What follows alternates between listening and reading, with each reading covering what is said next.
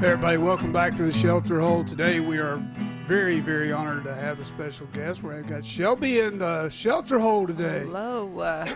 It's been a hot minute since you've been on the podcast. It has been. Yeah. Like a super hot minute. And she is the mother of one of the most beautiful little girls I've ever seen in my life. I might be biased, but yes, she is. So anyway, today, guys, we're glad you're here. I'm kind of going to surrender control of my show today to Chad. There's an article that has come out that he's wanting to talk about. I'm going to let him introduce more about Shelby and let Shelby tell you more about what she does. I didn't know that we were pulling out of Afghanistan currently. I do know that I had some very strong feelings about when the last Axel went across the border into Kuwait out of Iraq. We actually won that war. We actually took control of that country. Afghanistan's a totally different story, and we'll get into that. Real quick, I'd like to give a shout out to Forerunner Productions for producing the Shelter Hole. Big thanks to Chad and to Chase we're all volunteers here. We're unpaid. We have full-time jobs. So if you would like to help us become paid podcasters to where you get more content more frequently, go on locals.com and search Forerunner Productions. Man. Search Forerunner Productions and make a contribution. You can find the Shelter Hole at the Shelter Hole on YouTube. John the Shelter Hole or John Shelter Hole Garrett on Facebook, and then on Instagram it's the Shelter Hole. You can also find Forerunner Productions on Facebook, Instagram, and Locals, and we're also on Podbean. Yep, and YouTube. YouTube's huge. So we're there. At the same time, I would like to give a quick shout out to Randy and Lucky with Old 18 Outfitters. Randy's a former Navy SEAL. Lucky's a former Top Gun pilot, 20 years. Randy was 34 years in the Navy. They are entrepreneurs of Old 18 Outfitters. If you would, please visit old18.com and search for all your outfitter needs. Thanks. And we'd like to do that for our veterans. Yeah. So, Chad, without further ado, do your introductions and get us started on where you want to go with this thing. Yeah, so Shelby, this is your first time on the Shelter Hole. You've been on some Forerunner Productions podcasts before. Tell everyone sort of like who you are and why you matter. Like, what is your last name? We should ask her husband why she matters. Why Probably do better you than matter? her. Besides having brought a beautiful baby into this world, which is like a superpower in and of itself, Yes. like, why do you matter? Yes, I matter. I matter. Yes. So the fact that you have to like think about why you matter. It's like, it's like, do I though? Right. Do I matter here? Like, yes. Yeah. First off, You're my assistant. It's fine. yes. Besides being important to Chad as his assistant, and being a mom, I am part of the United States Air Force and serving 3 different aircrafts to, keep them in the sky, keep them rolling, and get parts to people overseas, and help fight wars, help people come home, help lives be saved. I save lives. Yeah, she says us. There you go. There you go. That's why I'm important. This is why But it matters. Yeah, last time I was on a podcast, I was barely pregnant. Yeah. So You hadn't even told us that you were pregnant yet. Right. Yeah. So Wow, it's been that long ago? it's been that long ago. Yeah, I It's had been not. Shame on you, too. It's been a year. It's been a year. Get It her is not. on It here. is not a. It was not Wow. a choice by me to not have her on the podcast. Hey, I could have been out there. Could you? Yeah. Are you sure? Full Because I weight of invited pregnant. you and you guys said no. Lie. Big lie. Big, Yeah. big, huge lie. Because I was Ask her ready. husband. Hey, then he lied for me. You guys will learn very Oh, yeah. quickly that it is better to be happy than to be right. See, I'm not married to her. It doesn't matter. It's still. I'm just the boss. It's fine. Do you want an assistant or not have an assistant? Facts. Look, I have to worry about that fight already with my business partner. I don't want to have to worry about this fight with Shelby. Okay. let's Little go. do y'all know, women do rule the world. But it is very Carry on. important Yeah, about what yes, Shelby yeah. does. She makes sure that there are supplies going out all over the world for 3 aircraft. She pulls different it's a little bit like what our logistics does where I work. I mean, we can pull from all different distribution centers from all across the United States to make sure that our customers get what they need, and we have different ways to get it there. However, you know, with Shelby, it's a little bit more important if something's going to a war zone, Afghanistan, or, you know, I mean, if it's someplace that's been a disaster area from a tsunami, or, you know, if it's a humanitarian type act.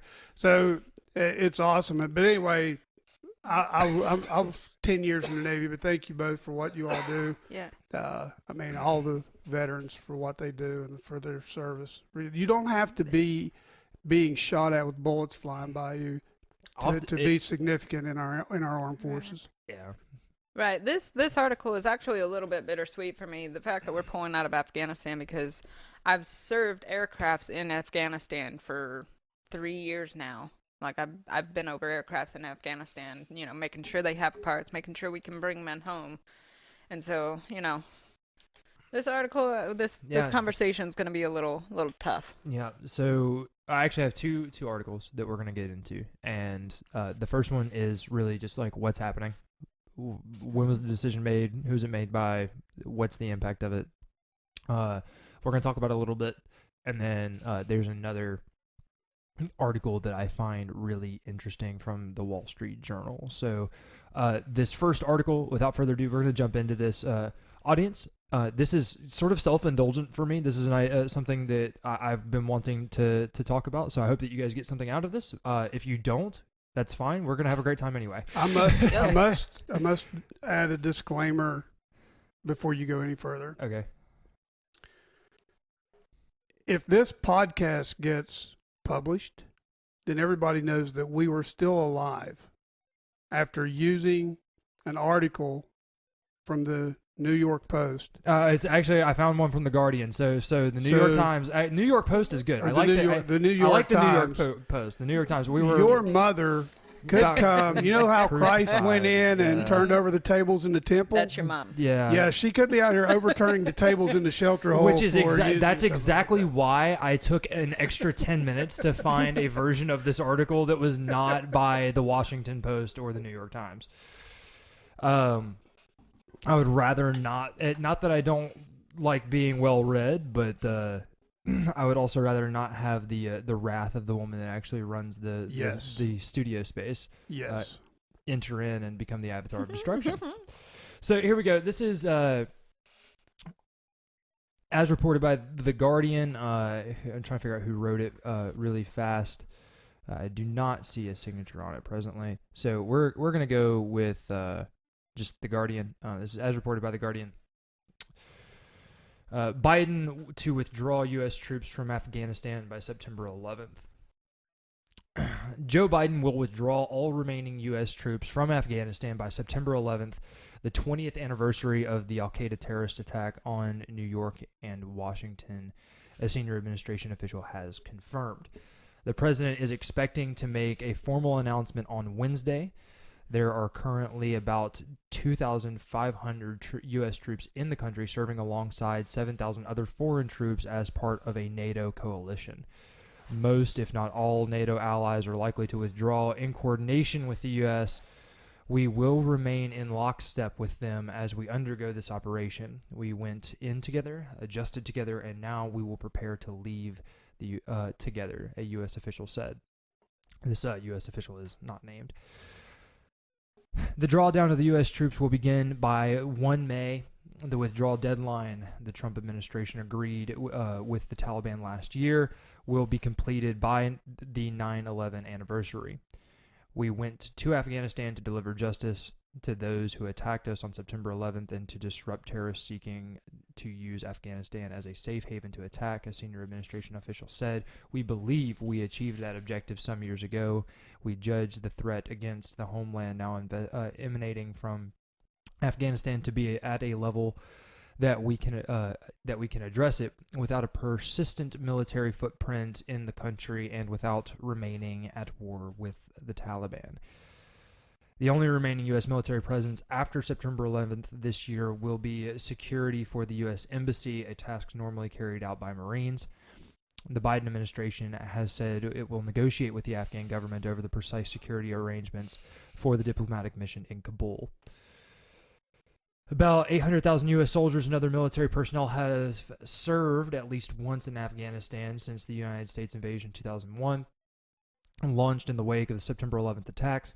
More than 2,300 have been killed and 20,000 wounded. Nearly 50,000 Afghan civilians have died in the conflict since 2001. Although overall civilian death toll decreased last year, there has been an increase in targeted kills.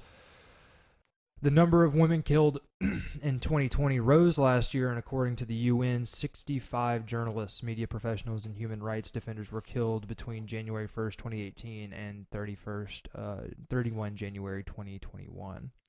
Peace talks between the Kabul government and the Taliban have been underway since September, but they suffered a setback this week when the insurgents said they would not attend the U.S.-backed peace summit in Turkey due to begin in a few days.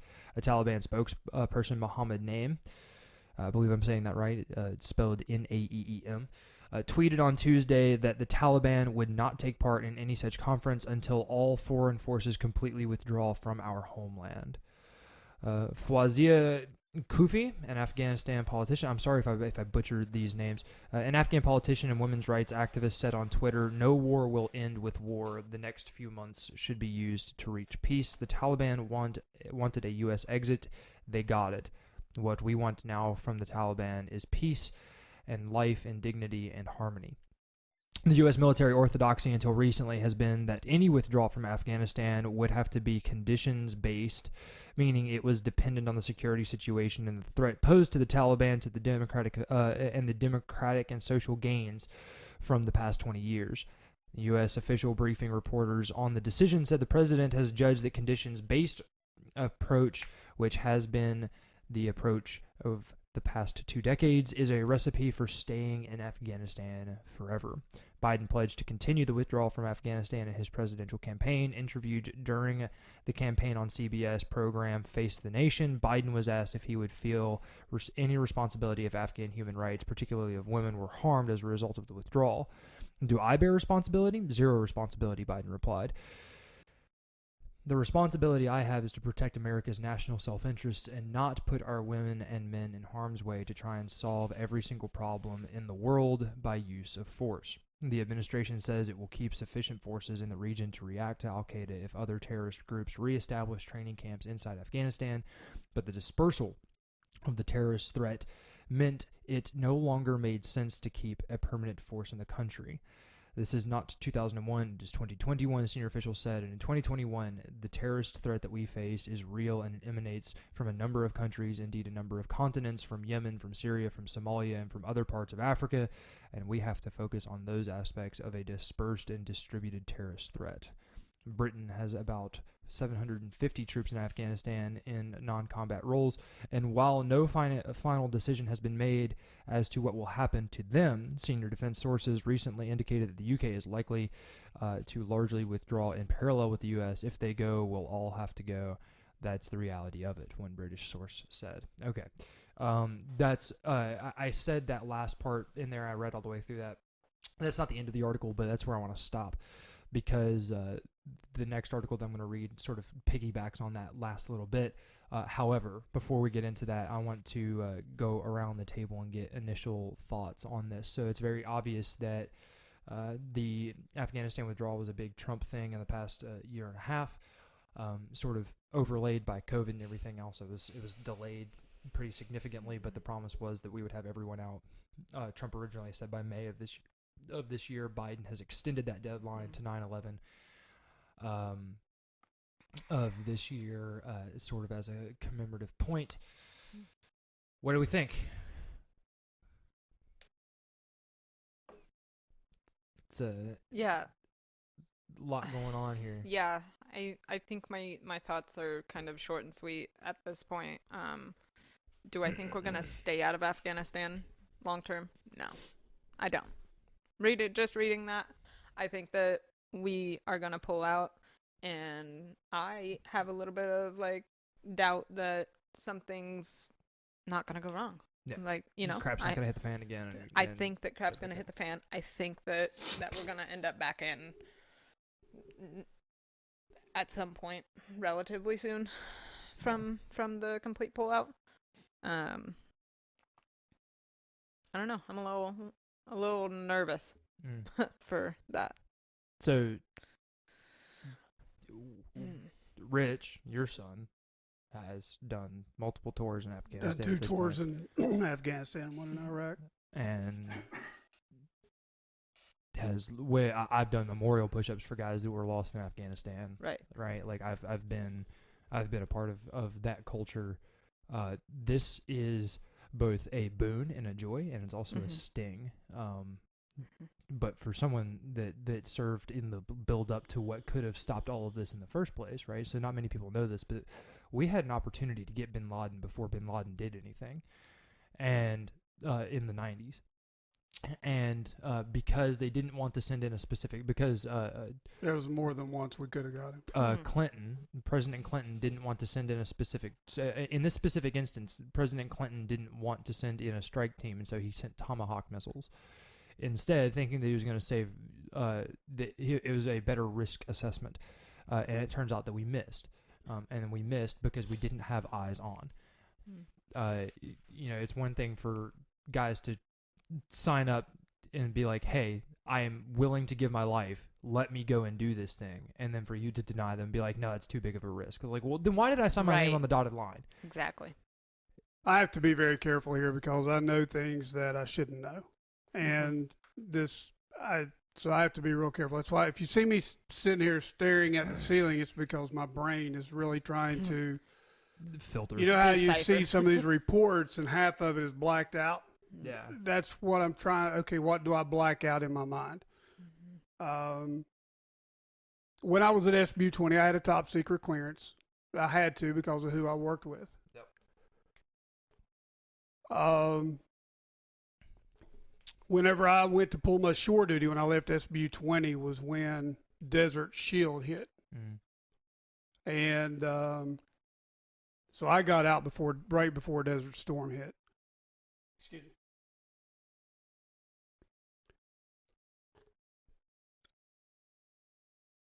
The first thing that really that I mentioned in the beginning,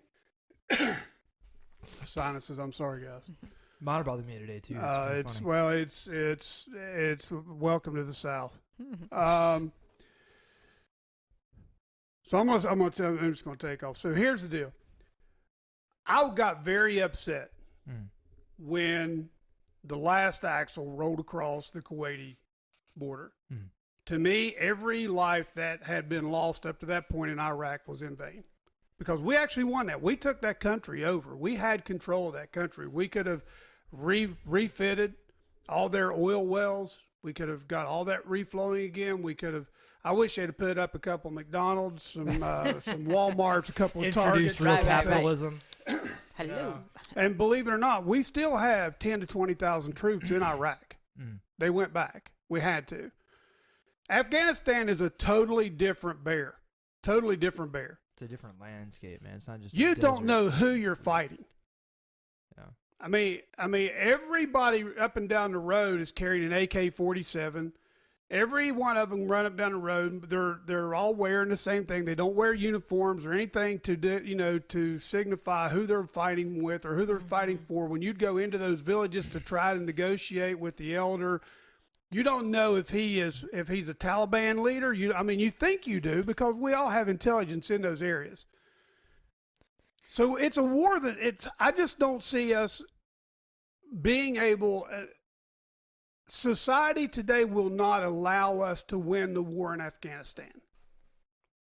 In that saying, we need to pull the cameras off the battlefield because war is not pretty. Yeah. It's not pretty. If World War II would happen under today's circumstances, we would lose to the Germans. Adolf Hitler would be ruling this world right now. Because we can't win wars now because of society. What happened with all the your grandmother and grandfather? Now listen. Is that a dig on? Because is that trying to say that Hitler would have been more effective at the propaganda side of the media, or no? It's because our society wouldn't allow us to win because we would have been too brutal in war. Right. Well, that's what I'm saying. Because the reason why the Germans weren't, the question there is, do the German populace go along in the same vein? Are they fighting that same sort of societal mental battle, right? Or does Hitler have a perfect control over the propaganda and the news agencies at that point in time to where he can convince the people that your mom that would it's be happening, better to right? answer that. Yeah, than me, like, really, but 'cause that's, and I'm not looking for an answer. That's the theoretical question here, right? Right. Because it's difficult. Like, you can't judge the standards of the past by the standards of the present. You just can't do it because we have technology now. We have abilities to do things now and to show things now that we've never had before. That was the big thing about the war in Iraq, is that was the first time that you were able to get cameras, 2 miles away from the battlefield to the point where you can hear the gunshots going off and see them firing off in the background, right? Like, that was revolutionary. The only thing that we had come to even sort of close to that was the propaganda that was put out by different news agencies during Vietnam. When we won, we dropped 2 bombs, one on Nagasaki, one on Hiroshima. Yeah. Okay. When the war was over, they lined the streets in New York and confetti come out of every window. There were parades everywhere. We had killed hundreds of thousands of innocent civilians that ended that war. Yeah.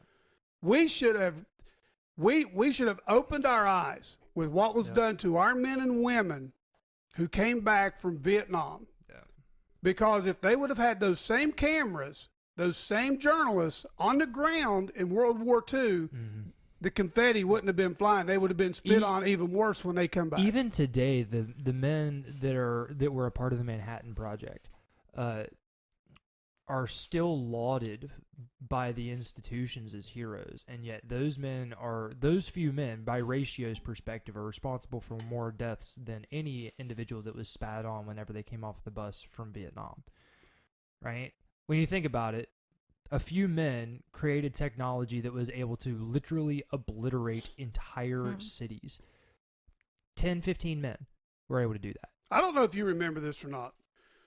When we were carrying that flag around, when Richie was in Iraq, when we were carrying that flag to every ball game that he had flown, I still have a picture of that that I keep with me.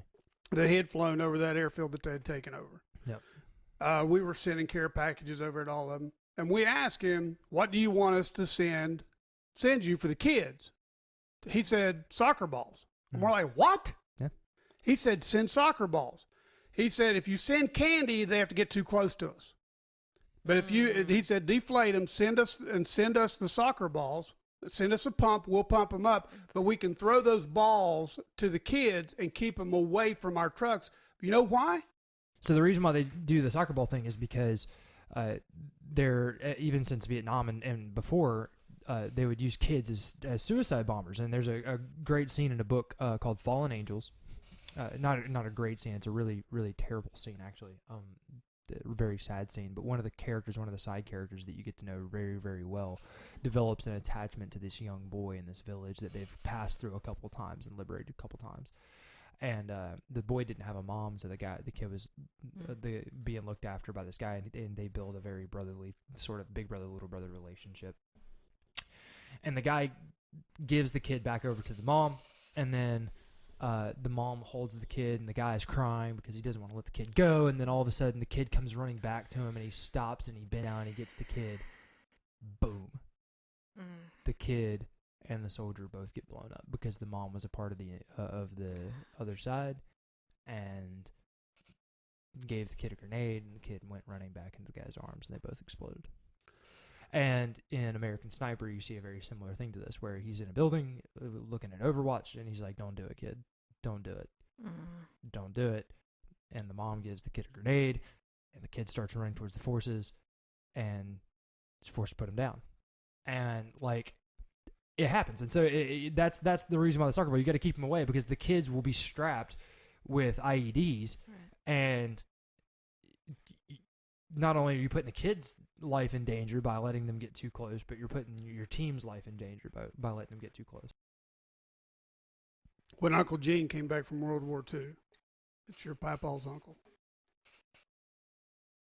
He dumped out. He died. He died of alcoholism from what happened during his stint in World War II. But he came back with a shoebox full of stuff that he had pulled off of German soldiers. My grandmother and grandfather wore rings that he brought back as wedding bands for a period of time that they didn't have wedding bands. So I just, my thing is, I'm sorry, guys. My thing is this. I never, if we're going to go do it, let's go win. Let's stop pussyfooting around and let's go win. And so this goes into a great point about that's actually brought up in a podcast called The American Mind. It's published by the Claremont Institute, and they say that they had someone write for them at one point, and they were talking about that it's a good thing that we're pulling out because we've been there too long, and that the best wars are short and decisive. They're explosive. They have high death toll over a small period of time, but they are in, they are out, they are done. And the group that was the most effective at this was actually the Romans. Even when you think about World War II and how bloody World War II was, it only lasted like less than a decade, right? It was 1930. I'm blanking on it. We didn't enter into it until like 1941, 1942. And we stayed out of it until Japan pulled us into it. Correct. And then once we got into it, we were only in it for like 2 years, 3 years, right? Like it wasn't for our involvement in this was very short, even though we had a high death toll. However, everyone else was fighting for a long time, and that's one of the things that it's one of the mistakes that Napoleon has, that he drug his wars on too long. It's the mistake that Hitler had. There's a part of me that believes that if Hitler would have done this strategically and been like, okay, we're going to invade this country, and then we're going to go into like a 2 or 3 year peace period. Okay, we're going to invade this country, and we're going to go into a 2 year or 3 year peace period. Instead of launching this giant globalistic long hand war, long frame war, it's going to be a bigger issue. Here's the problem. When we were in with World War II, we didn't take Iwo Jima and then say, okay, here you go, you can have Iwo Jima back. Yeah. We kept it. We didn't give Poland back when we took Poland. We kept it. We didn't give France back when we took France. We didn't say, okay, you can come back in here. When we were over in Vietnam, there's a movie made about Hamburger Hill. I can't remember how many times they took that same mountain, and then the amount of men that they lost taking Hamburger Hill. It got its name Hamburger Hill just for that very reason, because of the men that were lost their lives taking that. When we go in, we'll go in and we'll take something, and then we'll just walk away and say, here you go, you can have it back. Mm-hmm. You can't do that. As you progress forward, as you move forward, keep your stronghold and keep pushing back until you finally have rid of your enemy. You've made rid of your enemy. We don't do that. But the thing that I want to tell you is, when the people of the United States are the ones who are so critical of war, that think they know best and want to take your Eddie Gallaghers to, want to persecute them, put them away forever. Richie's buddy that just got indicted for something that went down,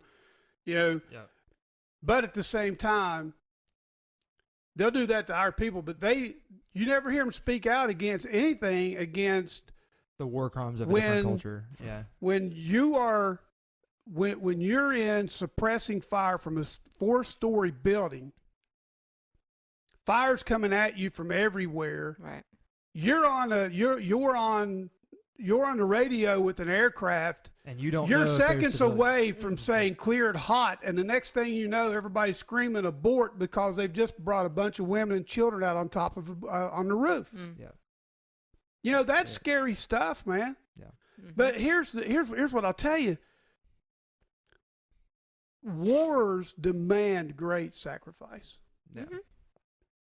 So, militarily and civilians. Yeah. Well, so on here's both sides. And here's some interesting statistics for you for this. And this is one of the reasons why long hand wars are so terrible. Like, first of all, think about this.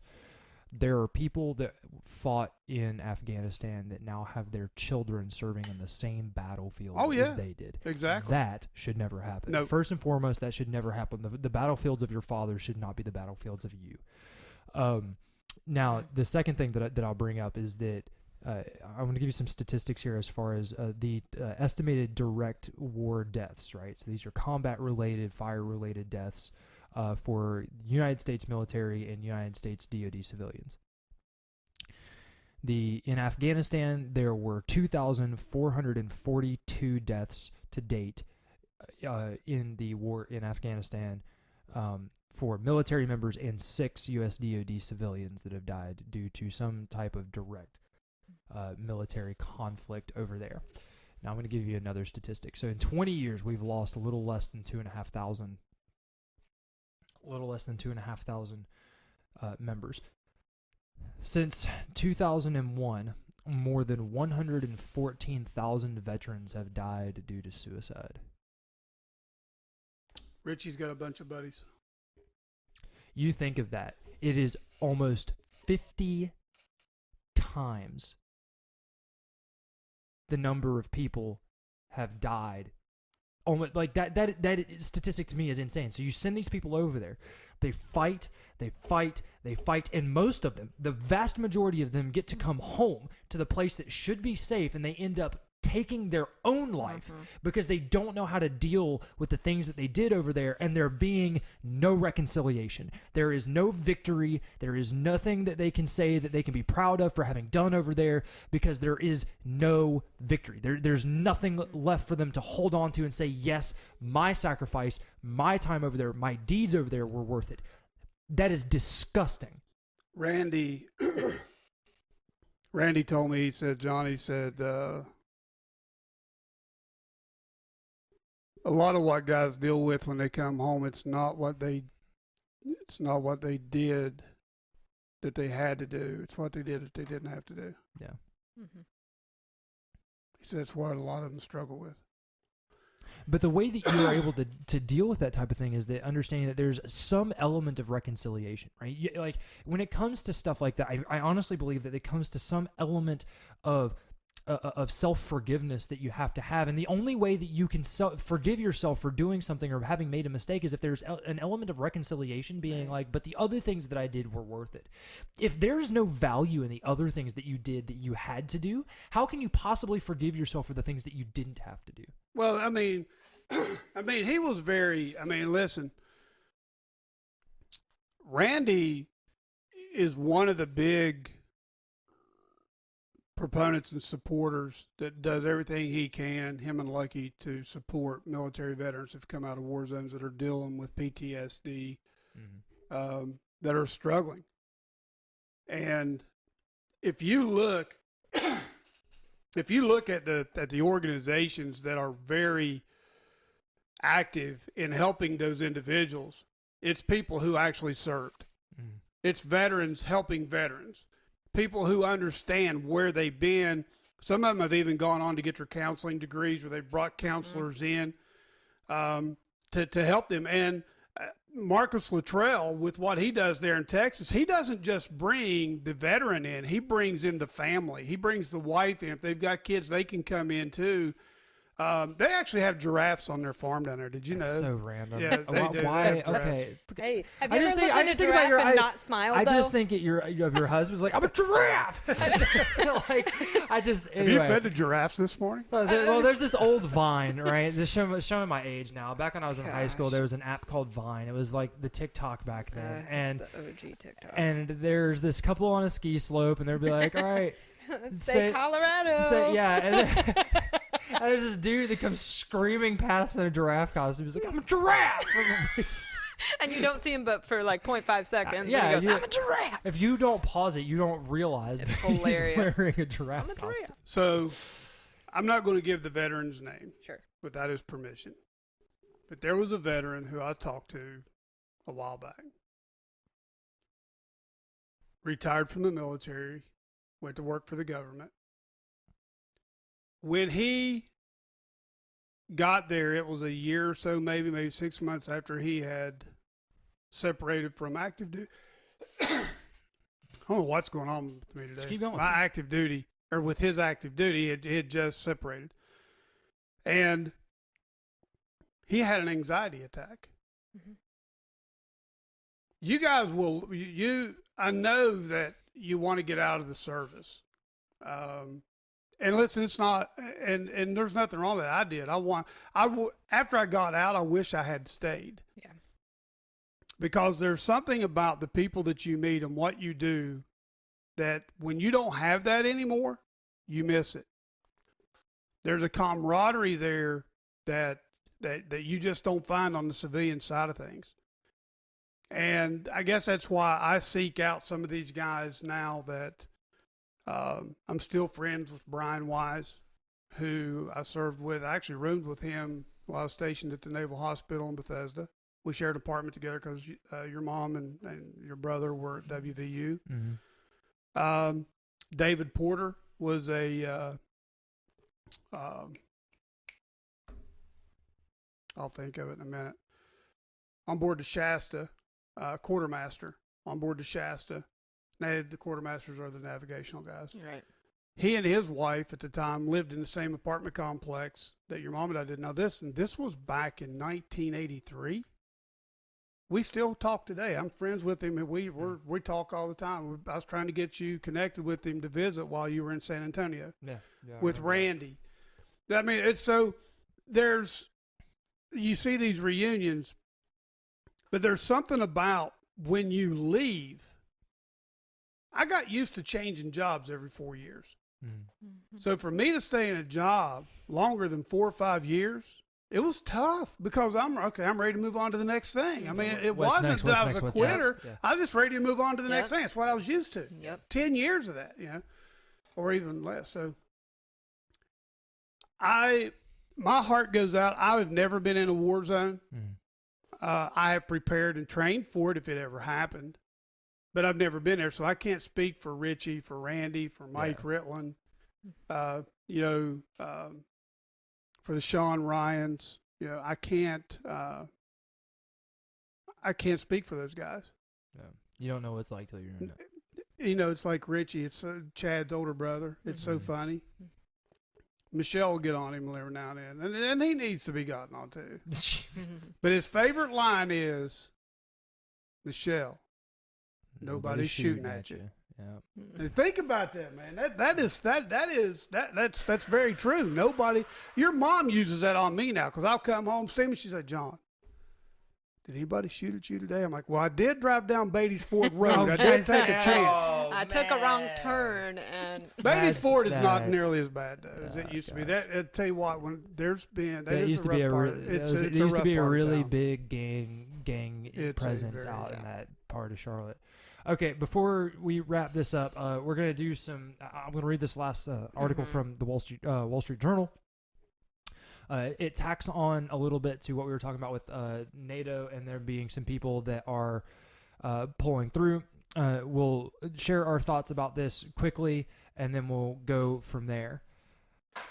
So this goes directly with the last bit of that article about NATO and how the allies are there and what their game plan is with all of this.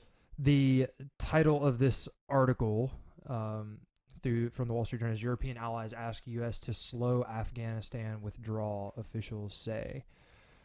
This is as reported by Nancy Youssef and Jessica Donati.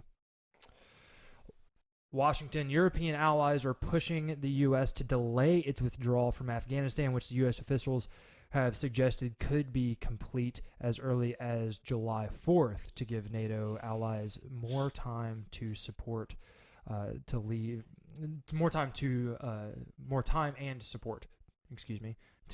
U.S. officials say. So that explains one of the reasons why the president has pushed it back to September 11th as the deadline.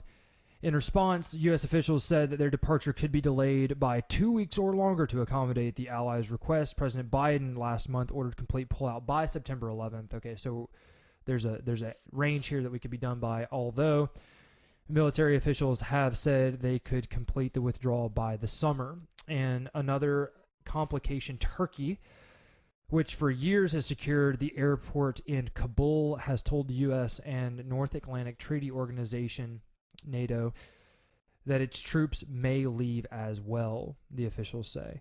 Turkey's potential departure after it initially had planned to stay until after the coalition withdrawal could prompt some Western nations to reconsider the plans to keep embassies open in the capital without an international force at Hamadi Karzai International Airport, officials say. The new concerns voiced by European allies accentuated the challenge for the U.S. officials planning a quick exit from Afghanistan while coordinating with so many partners. The U.S.-led NATO coalition, which accounts for personnel from more than 24 countries, has long adhered to the pledge of in together, out together regarding its presence in Afghanistan. If Turkey decides to leave, Western embassies will likely have to review plans to keep a reduced diplomatic contingents in the country. International contractors are one possible alternative for airport security, but are unlikely to be able to stay without troops to guarantee their security. Thinking about Benghazi there is the first thing that comes to mind.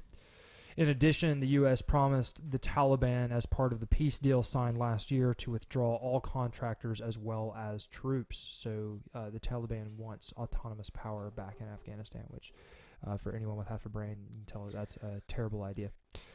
Mr. Biden, that's kind of interesting that they said Mr. to be president, who said he wants to honor the Trump administration's agreement with the Taliban, last month ordered all U.S. troops out no later than September 11th, the 20th anniversary of the attacks that spurred the U.S. invasion. We've already read about this.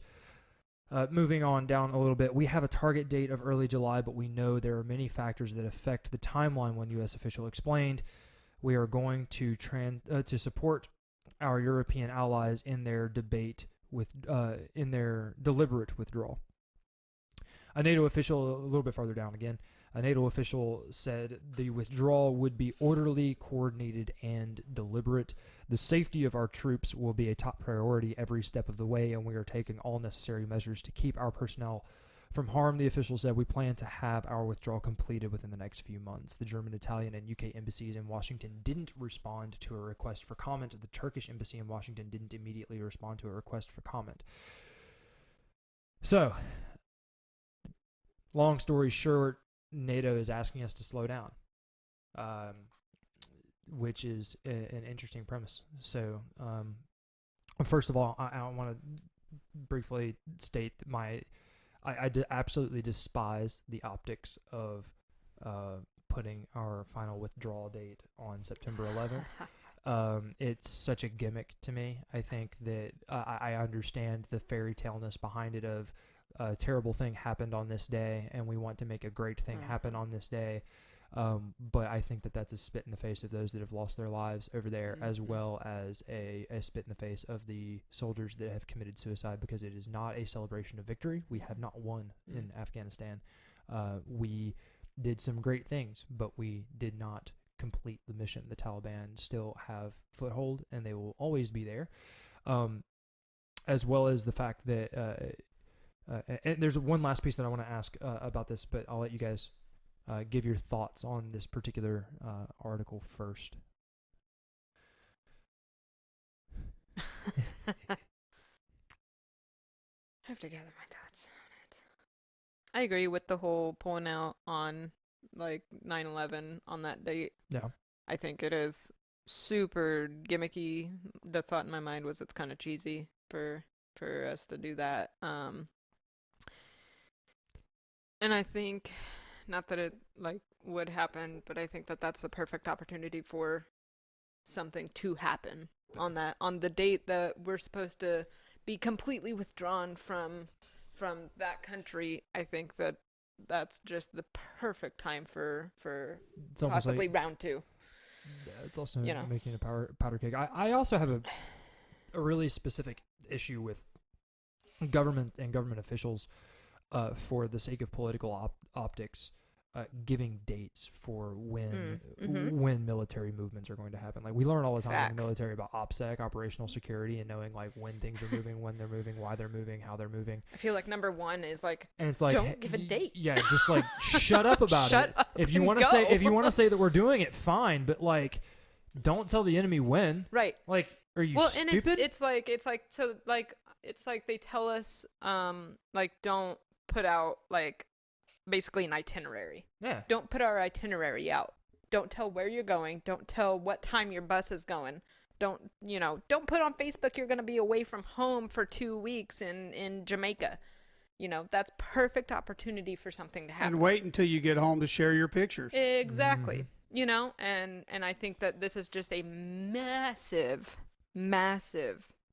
scale of doing that. How this isn't some type of some serious element of security breach, I think, is beyond me. It's no different, Chad. Obama announced when we left Afghanistan Oh or yeah, Iraq. I know. I hate that. I hate that too. Mhm. That's actually analyzing that is what brings this point to my mind. Is so many people complained about that, made really good arguments against that. In whenever Obama did this thing, and now we're doing it again, right? And the Trump administration said, yeah, we're going to pull out, but the Trump administration never gave us a date, right? They said we're going to do it sometime in For 2021. the sake It's of fine. trying to keep the shelter hole from being political, I'm not going to go there because I could rant on that for another 2 or 3 hours. Sure. But here's what I will tell you. We do need to leave, but you don't ever. By doing that, it's like going into a football game, and you say you give your opposing team the first 25 plays that you're going to run. Okay, here's the first 25 plays we're going to run. Mm-hmm. Well, the funny thing is that we played against teams that would do that. Like you knew the first 5 plays of the team's playbook. But I'm just saying, you don't ever Yeah. let your opponent know what your playbook looks like. You try to Exactly. keep it protected. Yeah. And higher echelon ball, that's absolutely correct. because there's something else that the President Obama did that everybody assumed there was a SEAL Team 6. It was never confirmed that it actually existed. Okay. In order for us to do any kind of operations with them, we had to have certain clearance. We had to do. There was certain things that you had to have before you could even do any ops with Team 6. Right. And that was back before they moved them to Quantico. They were still at Virginia Beach at that time. So they go in and get Bin Laden, and the next thing you know, Everything about SEAL Team 6. you know who shot Bin Laden. You know everything about. I mean, SEAL Team 6, and I mean, I'm like, That's because it's a even giant- when Richie It's a talks giant to optics me, thing. even with the Army Special Ops, anybody that he's working with, he never tells me what team or who it is or what it is that we're doing. He says the guys who wear beards and don't carry. We knew that Team 6, we knew who they were when we went over to the unit because they had beards. They wore civilian clothes. Team 6 guys don't carry ID cards. I don't know if anybody knows that. I mean, so... And that goes with Delta Force dudes. That goes with guys from the Air Force 2-4, the 24th Special Operations Squadron. These are the hyper elites that change the name of what they do all the time because their entire point is to be the guys that don't exist. Our military is not what it once was. It's not. It's not. It's not what it once was. Listen, we still have brave men and women today fighting and serving. My first ship that I was on, I don't know how long it was after I left, there was women on board that ship. There's actually women on board combatant ships now that weren't before. That's a discussion for another day for me. Because I'm not going to get into that. We'll never get off of here. But I think that's. I'll be done with this, and you all can finish up. But I think it's a good thing. I just don't think it should have been done. You never announce when you're going to leave. I think they all should have woke up one morning and we'd have been gone. When we left Saigon, we didn't tell anybody we were leaving. They just started hauling people out as fast as they could. They had to. They didn't have time to announce we were leaving, so they had to pull them out. The bad thing was we left a lot of our POWs behind. So the last little bit that I'm going to ask here, I'm going to context this with that area of the Middle East is known as the place where empires go to die. And when you think about the Persian Empire, the Babylonian Empire, whichever empire it was that wrote the Epic of Gilgamesh, I can't remember which one that was at that point in time. Oddly enough, the Greeks are the only ones without Alexander the Great.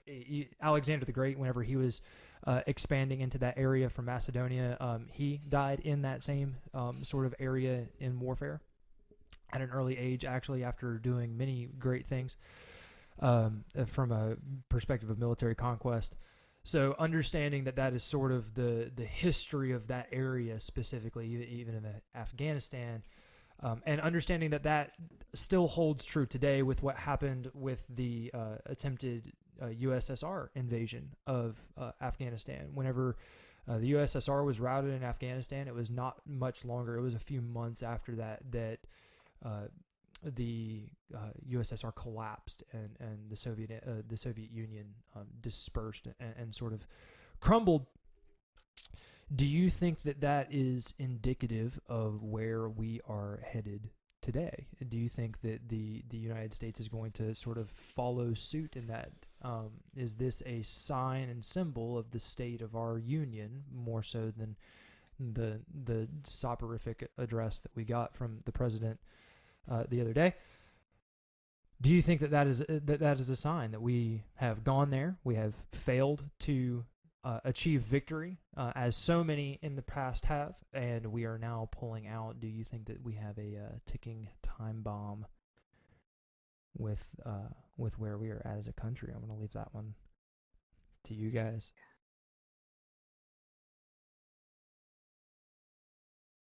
I love it whenever I give you guys questions that just leave you speechless. It's great. I'm waiting on Shelby.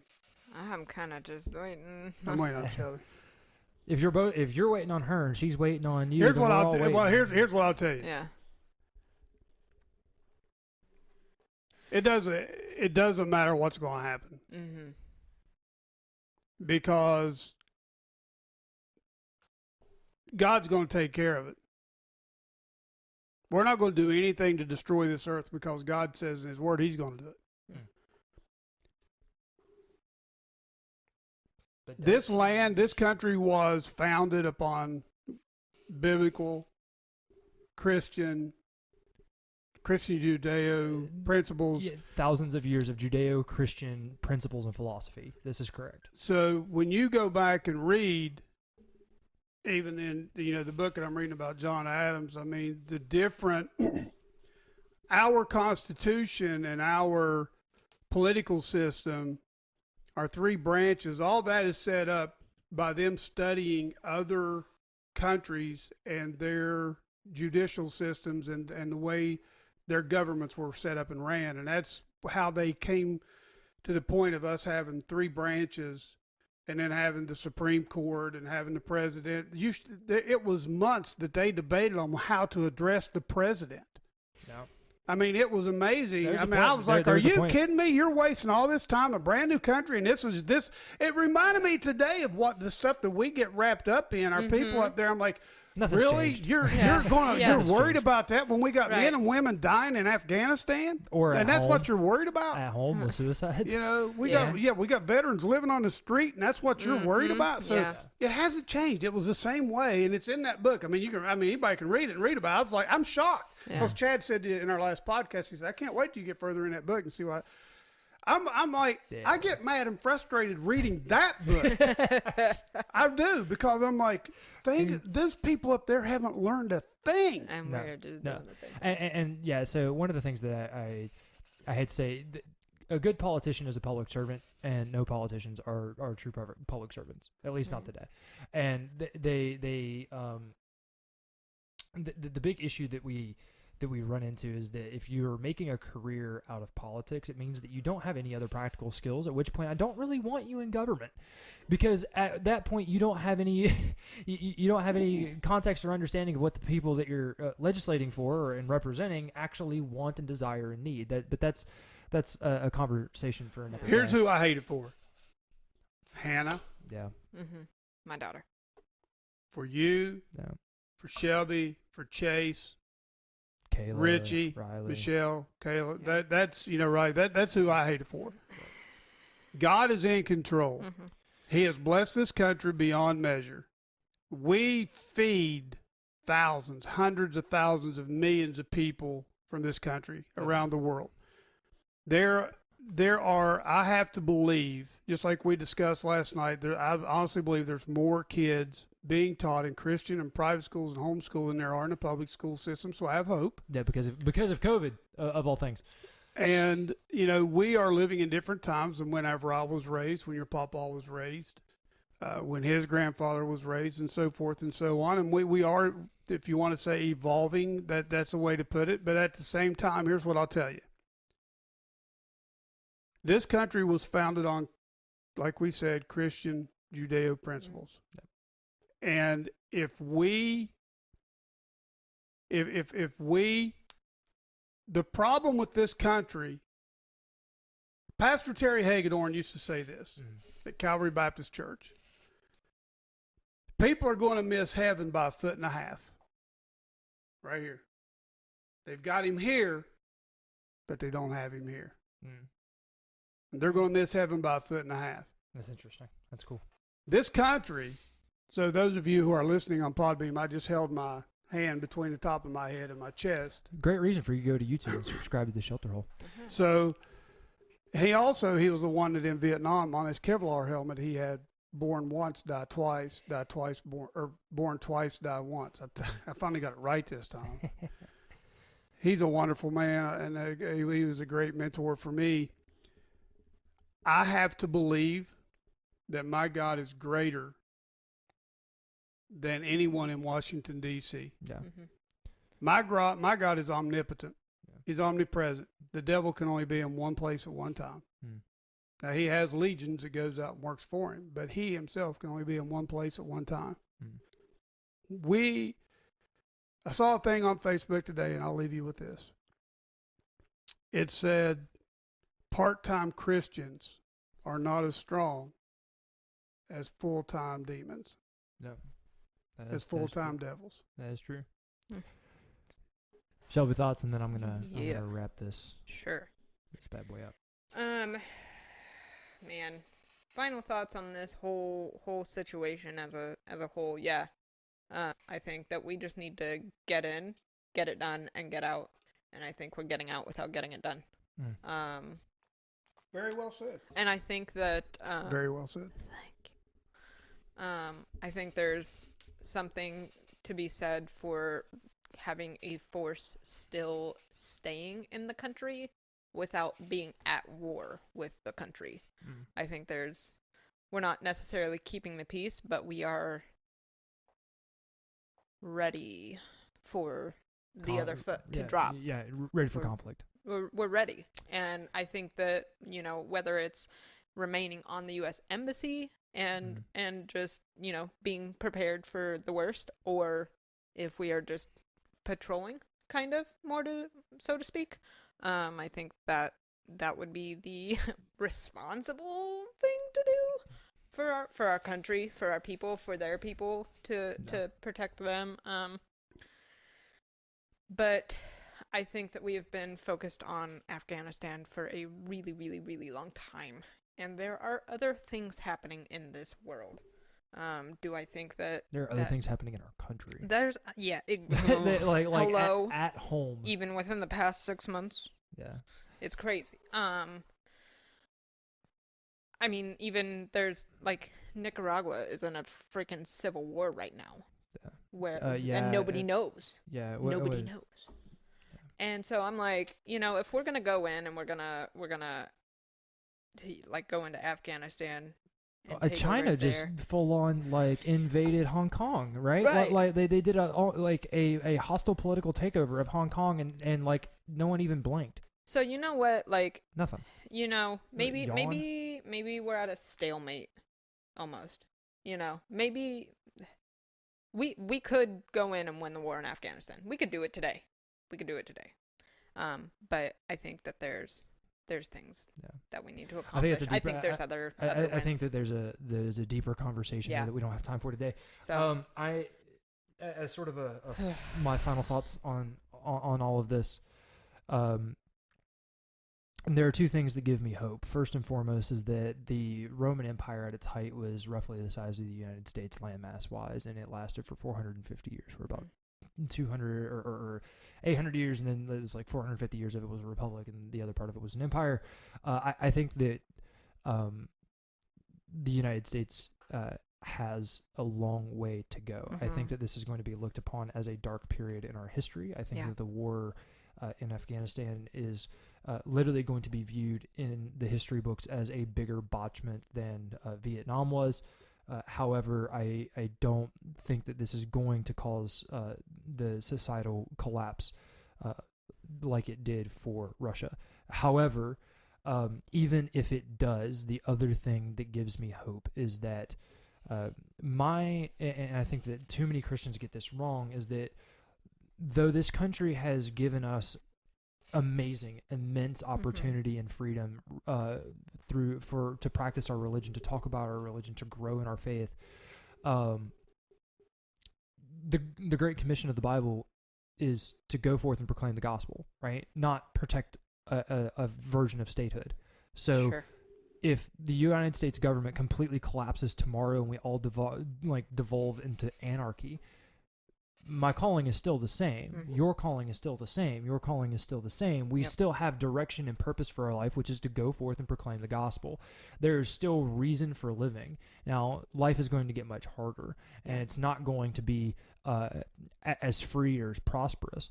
And those things are worth fighting for. Those things are worth dying for. However, in the event that everything goes to crap in a handbasket, I think that there's still reason to push on. There's still reason to keep fighting. There's still reason to go forth and to proclaim the gospel, because great kingdoms come and go, right? Anacyclosis, the cycle of regimes. Dr. Mike Anton talks about this all the time. Spencer Clavin has talked about this. I've done podcasts on the Chad Garrett show about the cycle of regimes. It's going to happen. Regimes rise and fall. And this great experiment that we've been going on through in America is phenomenal. I think that it still has a plenty of longevity left to go, especially if we are willing to be courageous and to stand up and fight for the things that matter. However, should it all fall apart, there's reason to keep living. Okay? It's not just, all right, well, now my country's gone and I have... If you tie your nationality to your faith, if your faith is directly dependent on your nationality, I have questions about your... the upbringing of the doctrine side of your faith, right? However, if you are focused first on the kingdom of heaven, and then you say the best way that I can achieve the kingdom of heaven is by supporting the freedoms that I have in this country, that is a healthy way of viewing this. So, Man, get your priorities straight. That's my thing. I wish that the Lord called me to continue my time in the military, just to kind of see things out, see how things are going to go. But we pray diligently and consistently for the people who are called to the military and who will continue to fight and continue to defend us and protect others. And so there's a sitting U.S. Senator right now that once said from a pulpit that you cannot serve God in the military at the same time. And I want to tell any listener anywhere ever that if you believe in the Lord Almighty, He has a purpose for you. And if that purpose is in the military, go forth. That is your calling. Do it. That is your calling, and that is going to be your ministry. Go do it. Go make it happen. Don't buy into the BS of Raphael Warnock. Be confident in what you're doing. But that's all I got. You guys got any final parting thoughts for anything? Just go visit us on locals.com, Yeah, Podbean, YouTube, Forerunner Productions, Shelter Hole, The Shelter Hole, or Shelter Hole. The Locals address is forerunnerproductions.locals.com. Again, that is forerunnerproductions.locals.com. This is a fun conversation. I'm not going to plug anything too awfully hard as far as culture content and anything like that. Yeah. Like I said, this one was more of fun and self-indulgent for myself. But if you liked this conversation, you want to get more like this, make sure you go on to Locals. Let us know on there so that we can bring you more cool conversations like this. Thank you all for joining us. Thank you guys for indulging my whimsy for doing this. And we got some more recording to do today. So let's go make it happen. We'll see you guys. Thanks for joining the Shelter Hole. Yep. Bye.